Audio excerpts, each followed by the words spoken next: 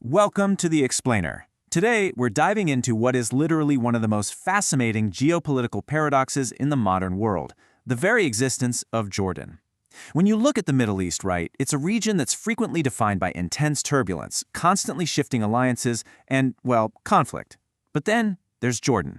It stands out as this remarkable anomaly. Against all odds, it's a nation that has completely maintained its footing. So here is the million-dollar question. How exactly do you build, and then actually sustain, a stable nation right in the heart of the Middle East, without the massive oil reserves that make its neighbors so wealthy?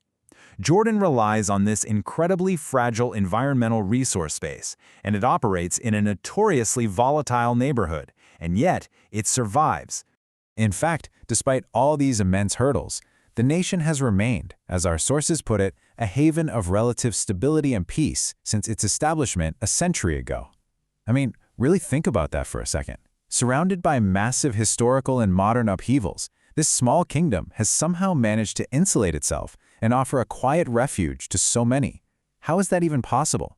Well, to start, the sheer geographical vulnerability here is staggering. Just look at the neighbors. To the north, you've got Syria. To the east, Iraq and Saudi Arabia. South is Saudi Arabia and the Red Sea. And to the west, Palestine and Israel. It is literally boxed in by historically volatile neighbors. Jordan basically lives in a world of violent states and has always had this very real fear of instability spilling right over its borders.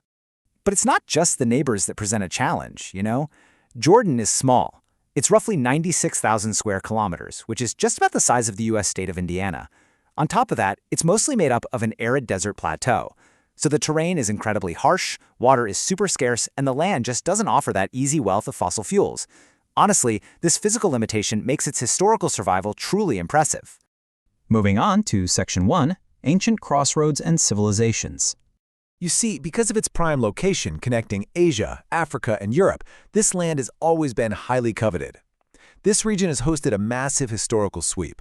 We're talking from the peak of the Nabataean kingdom back in the 4th century BC to Roman annexation in 106 AD, all the way through Byzantine rule and eventually the Islamic conquest in the 7th century. Jordan has been the ultimate crossroads for empires. So the crucial takeaway here is that surviving in this specific landscape requires immense adaptability. Take the ancient Nabataeans, for example. They didn't just survive in those southern deserts, they completely thrived. They built the fabulously rich capital of Petra. When their northern trade routes were blocked, no problem. They just opened up new ones down to the Red Sea. And perhaps most impressively, they developed these highly advanced hydraulic systems for capturing and storing water. They literally turned their harsh geography into their biggest asset. Now, later empires left their own indelible marks too. When the Romans arrived, they annexed the territory but largely kept the peace. They built smooth roads, huge temples, and heavily colonized cities like Jerash, which is actually often called the Pompeii of the East. Then you have the Byzantines, who ruled for 6 centuries. They faced a lot more socio-political fragmentation and border threats, but they still left a massive architectural footprint of Christian churches and these absolutely stunning mosaics all across the region. Okay, moving right along to Section 2, Forging the Modern Kingdom. The 20th century really sparked a rapid political evolution. Let's trace this out.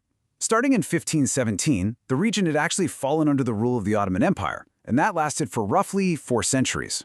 Then came the Arab Revolt in 1916 during World War I, where Arab nationalists fought hard to shake off that Ottoman rule. This eventually led to a British mandate in 1921 and finally full independence as a Hashemite kingdom in 1946. Real quick, before we go any further, we need to define a term you're going to see a lot in historical texts: Transjordan. This was essentially the geopolitical precursor to the modern state. It was a territory carved out around 1925, sitting right east of the Jordan River, and it was placed under the administration of the British and the Hashemite emir, Abdullah I. And that brings us to a massive turning point. In 1946, with the withdrawal of British troops, King Abdullah I officially proclaimed the independent Hashemite Kingdom of Transjordan, which, as we know, would later just be called Jordan. King Abdullah I energetically threw himself into developing political institutions. He brought both an upper and lower council into existence and really laid the groundwork for the country's parliamentary framework. Which leads us into Section 3, Wars, Refugees, and Demographics. Unfortunately, true independence was almost immediately met by a relentless wave of regional conflicts. Just look at this timeline. the 1948 Arab-Israeli War, the 1967 Six-Day War, the 1991 Gulf War, the 2003 Iraq War, and the ongoing Syrian crisis that started in 2011. Each one of these events sent massive demographic shockwaves directly across Jordan's borders. We're talking hundreds of thousands of displaced people seeking refuge time and time again. The 1948 conflict specifically created a deeply complex demographic reality. Transjordan occupied and then later annexed the West Bank. This essentially merged the historical East Bank territory with the West Bank. Now, this annexation and then the subsequent loss of the West Bank in 1967 created incredibly complicated socioeconomic and integration disputes regarding Palestinian refugees. According to the source material, this actually led to what is described as a semi-citizenship status for many and sparked ongoing internal debates about national identity. 700,000. I really want that number to sink in. That is the staggering number of Iraqi refugees that Jordan hosted following the conflicts in neighboring Iraq. And remember, this is just one group. Add to this the massive waves of Syrian refugees since 2011. For a country the size of Indiana, with very limited resources, the socioeconomic burden of accommodating these huge populations is just visceral and immediate. Returning to those conflicts for a moment, the 1967 war was particularly catastrophic for Jordan. In just a matter of hours, the vast preponderance of Jordan's air force was completely smashed by Israeli strikes. Facing an overwhelmingly powerful advance, Jordan's armored divisions were forced into a fighting retreat from the West Bank. So this not only resulted in a massive loss of territory, but it also triggered yet another huge influx of displaced persons straight into the East Bank. Now, let's look at Section 4. The Modern Balancing Act.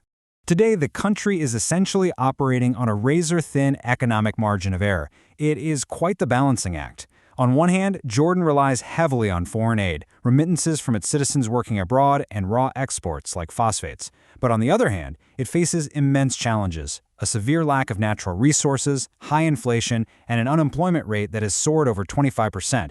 So it's an economy that is highly vulnerable to the constantly shifting political relations of the region. So, in response to these mounting pressures, and of course, public discontent over the rising cost of living, the monarchy has had to pivot. In 2021, King Abdullah II announced the National Economic Modernization Vision. This is basically a concentrated attempt to reform the whole economy by boosting the private sector's role in absolutely crucial areas like health, energy, transportation, and water. The ultimate goal here is to build sustainable internal economic engines. But beyond geopolitics, Jordan is also fighting a severe battle against environmental degradation. The country faces massive environmental threats. We're talking overgrazing that leads directly to desertification, rapid land reclamation, and over-irrigation in the Jordan Valley. That over-irrigation causes soil salinity so bad that it has actually led to the extinction of several endemic plant species. The country is quite literally fighting for its very soil and water. Which brings us to our final thought for this explainer. Can Jordan's moderate balancing act policies truly withstand the ongoing immense pressures of the Middle East? We've seen how a nation with zero oil, completely surrounded by conflict, fighting severe environmental limits, and hosting millions of refugees, has somehow managed to survive through incredible adaptability. But as regional tensions continue to evolve, the question remains, what exactly does the next chapter hold for this island of stability?